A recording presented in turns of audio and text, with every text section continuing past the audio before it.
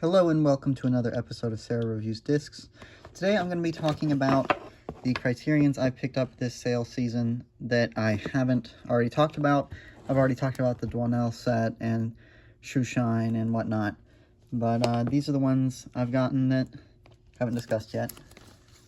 I have another order on the way, but this will be part one. I got They Live by Night. I watched this movie for the first time last month, actually, and I immediately put it on my favorite movies list. This is one of the biggest inspirations for me in terms of actually making movies. This movie made me feel like I could make movies, you know, and made me think about what I wanted to really make. It's just so good, and it's so simple, you know. It's mostly just people talking in rooms, and I mean, it was his first feature, and it might be my favorite from him. I love In a Lonely Place. I love Rebel Without a Cause, but this might be my favorite. Yeah, it's so good. I mean, let's take a look at inside the disc.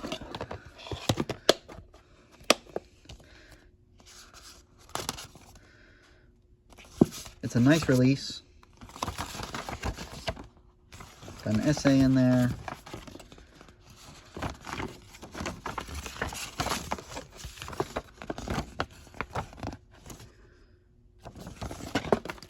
Yeah, this movie is just so, it's a quintessential melodrama. I mean, it doesn't get more melodramatic than this, other than maybe other Nicholas Ray movies. He really was the king of that genre. Him and Howard Hawks. But yeah, highly recommend this movie. Guess the sale is over probably by the time I upload this video. But it's really good. I recommend it. Next is The Big Heat. I am looking forward to seeing this one. I have not seen this one yet. It's Fritz Lang. I love noir. I love Fritz Lang, and I love this release. It's so cool. 4K. I've been buying a lot of the Blu-rays instead of the 4Ks recently, but especially for black and white movies, because I just don't really feel the need for 4K and black and white. But this is what the store had, and so that's really been what's determined it, is what the store has. About the master, let's see, 35mm camera negative source. Yeah, I love the this booklet. I love the police file, casting credits. I love the stills. I really need to see this. I might watch this tonight, actually. Yeah, very cool release. This will be my first Fritz Lang noir. I've only seen Metropolis and M, but Metropolis is one of my favorite movies, and M is amazing. So I'm highly looking forward to this one. Let's see, what are the special features? Oh, it's got an interview with Bogdanovich. Or conducted by Bogdanovich. Interview with Fritz Lang. That's cool. It's even cooler. So yeah, looking forward to this one. Next up is Godzilla vs. Biollante. I bought this one for my fiance the other day. She is the world's biggest Godzilla fan who has never seen a Godzilla movie. She loves Godzilla comics so much. We're both big comic book fans, as viewers of the channel know. And she loves Godzilla comics, and there's so many that have come out recently. And she's been dying to watch Godzilla movies, and so I figured this is a good place to start, you know.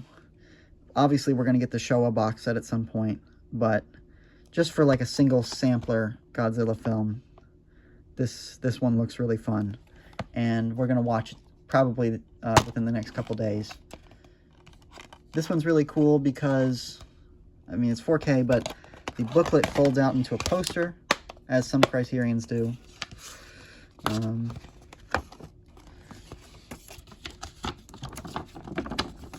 see. Poster of Biollante. I don't know if that's how you say his name, or her name, or its name, because I haven't seen the movie. But yeah, there's the. It's a huge booklet. I'm honestly not a big fan of when the booklet itself is the poster. I like to have the booklet separate and then a poster. Especially because I never will end up putting up the poster. You know, because I want to keep the booklet. I want to be able to read the booklet. But it's still really cool. I don't think this is her disc, and I don't think she really cares. I think this poster is going up as soon as she finds a space for it. And as soon as we watch the movie. It'll have to go next to my Gorgo poster because I love my Gorgo poster that came with my Vinegar Syndrome 4K. Gorgo is my favorite Godzilla anything movie. And it's not even a Godzilla movie, it's a ripoff. But yeah, looking forward to this one.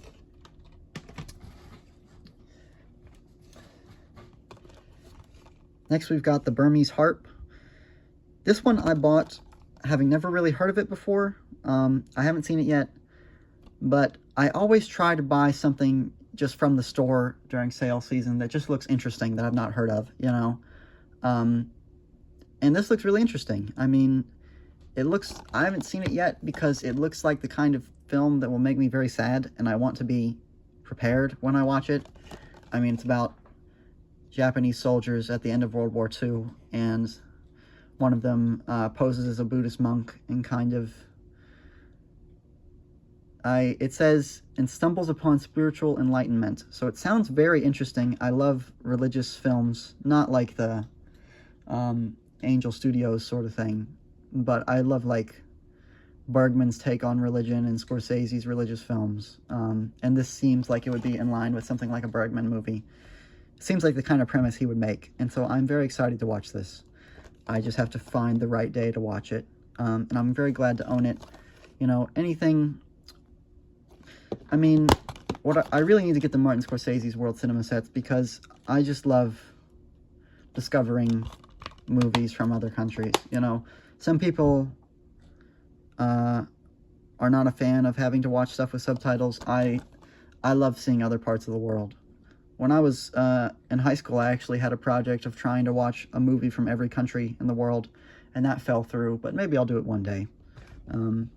That's my cat. Hi, Dario. Let's get you out of the way, buddy.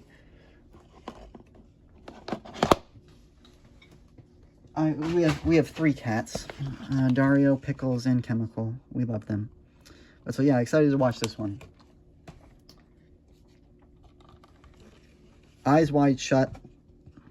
He really wants to help. Eyes Wide Shut, Blu-ray. The 4K, for whatever reason, was extremely hard to find for people this sale season.